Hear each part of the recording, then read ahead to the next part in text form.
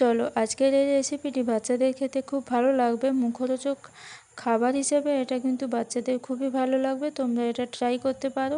প্রথমে এখানে নিয়েছি 3-4টে ম্যাগি, এখানে নিয়েছি ছোট করে কেটে রাখা চিকেন, আর এর মধ্যে দিয়ে দেবো পরিমাণ মতো লবণ, একটা ডিম, 2 কাপ মতো বা 2 চামচ মতো কর্নফ্লাওয়ার, 1 চামচ মতো ময়দা, পরিমাণ মতো হলুদ গুঁড়ো, পরিমাণ মতো লাল লঙ্কার গুঁড়ো, পরিমাণ মতো টমেটো সস দিয়ে ভালোভাবে চামচ দিয়ে মাখিয়ে এটাকে রেখে দিতে হবে 5 থেকে 10 মিনিট মতো। কড়াইতে জল গরম করে ম্যাগিগুলোকে দিয়ে এইভাবে সেদ্ধ করে নিতে হবে।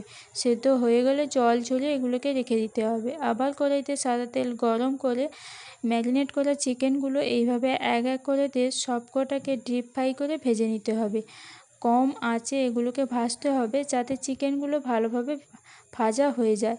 চিকেনগুলো ভাজা হয়ে গেলে কড়ার মধ্যে আবারও সাদা তেল গরম করে কুচনো পেঁয়াজ, পরিমাণ মতো লবণ দিয়ে পেঁয়াজটা ভাজা হয়ে গেলে ক্যাপসিকাম কুচি দিয়ে আবারও সুন্দর করে ভেজে নিতে হবে। দিয়ে দিতে হবে আদা রসুনের পেস্ট, হলুদ গুঁড়ো, লাল লঙ্কার গুঁড়ো দিয়ে আবারও ভালোভাবে মশলাটা কষানো হয়ে গেলে ভেজে রাখা চিকেনটা দিয়ে পরিমাণ মতো টমেটোমের সস, সয়া সস পরিমাণ মতো, চিলি সস পরিমাণ মতো দিয়ে আবারও সুন্দরভাবে চিকেনটাকে কষে নিতে হবে। চিকেনটা ভালোভাবে কষানো হয়ে গেলে এর মধ্যে আগে থেকে সেদ্ধ করা ম্যাগিটা দিয়ে দিতে হবে। দিয়ে ভালোভাবে উল্টে পাল্টে এইভাবে মিশিয়ে নিতে হবে চিকেনগুলো। ওপর থেকে ম্যাগি মশলাটা ছড়িয়ে তোমরা পরিবেশন করতে পারো। রেসিপিটি কেমন লাগলো কমেন্ট করো।